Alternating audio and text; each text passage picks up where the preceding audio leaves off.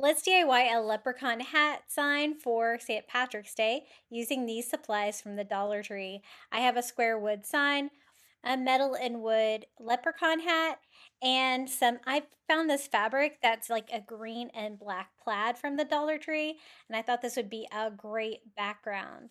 I like the wood sign, but I wanted it to have a fabric background to give it a little bit more character. So just using the sign for reference, I just draw it out on the fabric and we're just gonna cut this down. I like using the Dollar Tree fabrics to cover things since they don't really have a good supply of different kinds of scrapbook paper and stuff like that. So fabric can work great and it's gonna give you a lot of texture too.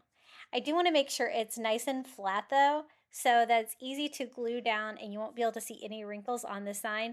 So I just gave mine a quick iron first and tried to even up any of the sides. I'm just going to attach this with Mod Podge onto this Dollar Tree wood sign, and this is going to be a great background for the entire thing. It's really easy to attach, and I'm just going to put Mod Podge all over. I try to do a thick coat of Mod Podge when I'm attaching fabric, especially to a sign that's this thick. I don't want it super coming through the fabric, but I want it enough that it will keep it attached. I just use a dry paper towel and just kind of rub over the surface of it, giving it a quick dry, and we have a great background for the St. Patrick's Day sign. I do want to switch out the wood beads that are on the sign to give them some more St. Patrick's Day flair. I found some St. Patrick's Day wood beads in these great colors of green and white, and I'm just going to replace the wood beads that were on there to give them some more character. You could also use the rainbow ones that are in like the regular home decor section at the Dollar Tree. That would be cute as well.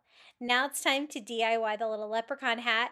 It's super cute. It's like a black wood on there. I think it kind of looks like a chalkboard. So that is what I'm going to use. And I want to attach it with a little hot glue, but also with some thumbtacks.